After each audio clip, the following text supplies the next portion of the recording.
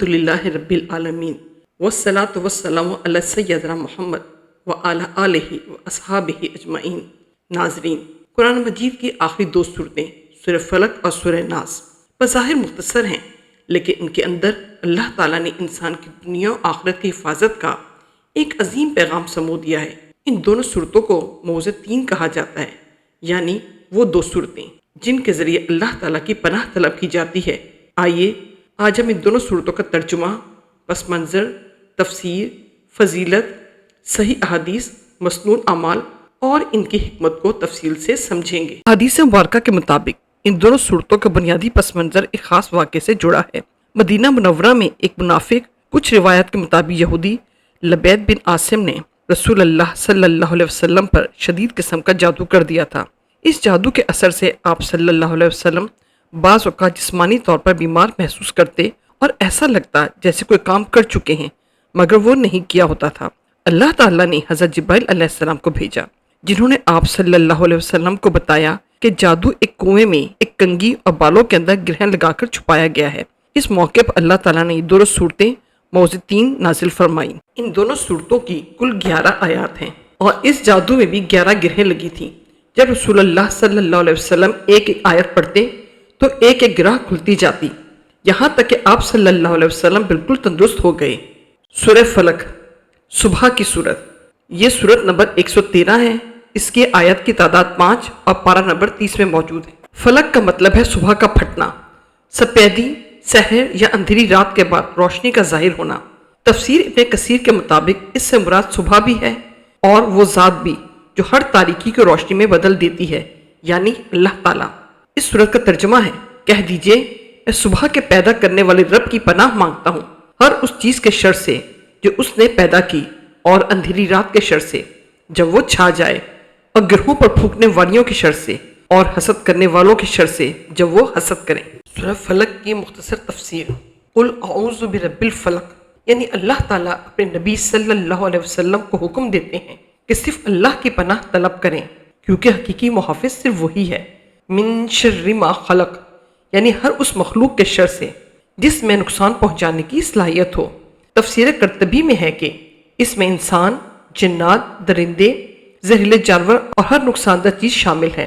ومن شر غاسق اذا وقب، رات بذات خود بری نہیں، لیکن اندھیرے میں بہت سے خطرات ظاہر ہوتے ہیں، اس لیے ان خطرات سے اللہ کی پناہ مانگی گئی ہے۔ ومن شر النفاثات فی العقد، اس سے مراد جادو کرنے والے لوگ ہیں جو گروہوں میں پھونک مار کر جادو کرتے تھے۔ اسلام جادو کی سخت مذمت کرتا ہے اور اس کے مقابلے میں اللہ تعالیٰ سے پناہ مانگنے کی تعلیم دیتا ہے۔ ومن شر حاسد اذا حسد، حسد وہ بیماری ہے جس میں انسان دوسرے کی نعمت ختم ہونے کی خواہش کرتا ہے۔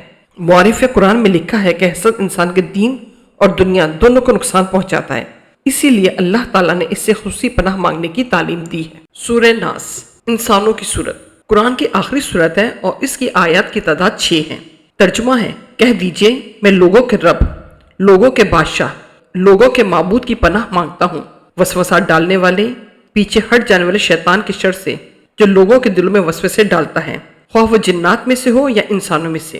سورہ ناس کی تفسیر کچھ اس طرح سے ہے، رب الناس، اللہ ہمارا پروردگار ہے، اسی نے ہمیں پیدا کیا اور وہی ہماری پرورش کرتا ہے۔ ملک الناس، وہی حقیقی بادشاہ اور مالک ہے، تمام اختیارات اسی کے قبضے میں ہیں۔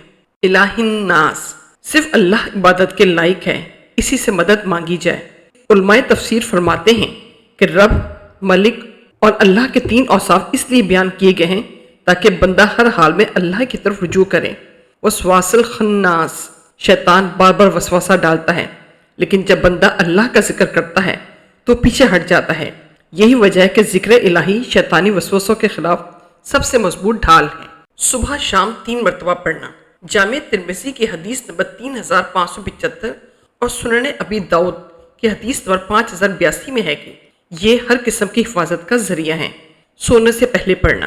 صحیح بخاری کی حدیث نمبر 5017 5018 کے مطابق رسول اللہ صلی اللہ علیہ وسلم یہ صورتیں پڑھ کر اپنے جسم پر دم فرماتے تھے۔ بیماری میں دم کرنا۔ صحیح بخاری کی حدیث نمبر 5735 اور صحیح مسلم کی 2192 میں اس کا ثبوت موجود ہے۔ بہترین پناہ کی صورتیں، سنن نسائی کی حدیث نمبر 5433 میں رسول اللہ صلی اللہ علیہ وسلم نے فرمایا کہ ان جیسی صورتوں کے ذریعے کسی نے اللہ کی پناہ نہیں مانگی۔ جادو، ٹونے اور بندش کے توڑ کے لیے اگر کسی پر جادو کے اثرات ہیں، کاروباری بندش ہو یا طبیعت مسلسل خراب رہتی ہو تو روزانہ عشاء کی نماز کے بعد یا صبح فجر کے بعد اول و آخر 3 بار درود پڑھیں، پھر 21 بار سورہ فلق اور 21 بار سورہ ناس پڑھ کر پانی پر دم کریں۔ وہ پانی متاثرہ شخص کو پلائیں، اس پر چھڑکیں۔ یہ عمل کم از کم 11 یا 21 دن مسلسل کریں۔ اسی طرح ناظرین، اگر کسی کو حسد اور نظر بد کے اثرات ہوں تو ان سے بچاؤ کے لیے بھی یہ صورتیں پڑھی جاتی ہیں، کیونکہ حسد انسان کو اندر سے کھا جاتا ہے، اور کہتے ہیں کہ نظر بد پتھر کو بھی توڑ دیتی ہے۔ ان سے بچنے کے لیے صبح اور شام کے وظائف میں ان دونوں صورتوں کو 3 بار پڑھنے کی عادت بنائیں، خصوصاً جب آپ کسی محفل سے گھر لوٹیں یا بچوں کو باہر لے کے جائیں تو ان پر یہ صورتیں پڑھ کر دم کر دیں۔ اسی طرح وسوسوں، ذہنی تناؤ اور خوف سے نجات چاہیے، کیونکہ بہت سے لوگوں کو رات کو اکیلے پن کا خوف، برے خواب یا دل میں برے وسوسے آتے ہیں۔ رات کو سونے سے پہلے اپنے دونوں ہاتھ دعا کی طرح اٹھائیں، سورہ اخلاص، سورہ فلق اور سورہ ناس پڑھ کر ہاتھوں پر پھونکیں، یعنی دم کریں۔ پھر ان ہاتھوں کو سر، چہرے اور جہاں تک ممکن ہو سکے پورے جسم پر پھیر لیں۔ ایسا 3 بار کریں۔ یہ سنت نبی صلی اللہ علیہ وسلم ہے۔ اس سے رات بھر اللہ کی پناہ حاصل رہتی ہے۔ اگر دشمن کے شر اور ناگہانی آفتوں سے حفاظت چاہتے ہیں، یا اگر کسی ظالم کا خوف ہو، یا آپ کسی خطرناک سفر پر جا رہے ہوں، تو گھر سے نکلتے وقت کسی بھی مشکل وقت میں 7 بار سورہ فلق، 7 بار سورہ ناس پڑھ کر اپنے اوپر دم کر لیں۔ اللہ کے حکم سے حادثات اور دشمن کی چالوں سے حفاظت رہے گی۔ سامعین، بزرگان دین اور علماء کرام احادیث میں بتائے گئے انہی طریقوں کو بنیاد بنا کر مخصوص تعداد جیسے 7 بار، 11 بار یا 21 بار تجویز کرتے ہیں، تاکہ انسان یکسوئی اور باقاعدگی کے ساتھ اللہ کی طرف متوجہ ہو سکے۔ ان وظائف کو کرتے وقت 2 باتیں ذہن میں رکھنا ضروری ہے۔ کامل یقین، یہ عقیدہ ہو شفا اور تحفظ دینے والی ذات صرف اللہ کی ہے۔ یہ صورتیں اللہ کا کلام ہے اور اس کا سبب ہے۔ نماز کی پابندی، فرائض خصوصاً 5 وقت کی نماز کو چھوڑ کر کوئی بھی نفل وظیفہ اثر نہیں دکھاتا۔ فرائض کی پابندی ان روحانی وظائف کی روح ہے۔ آپ بلا جھجک اور پورے یقین کے ساتھ اپنی روزمرہ زندگی کا حصہ بنا سکتے ہیں۔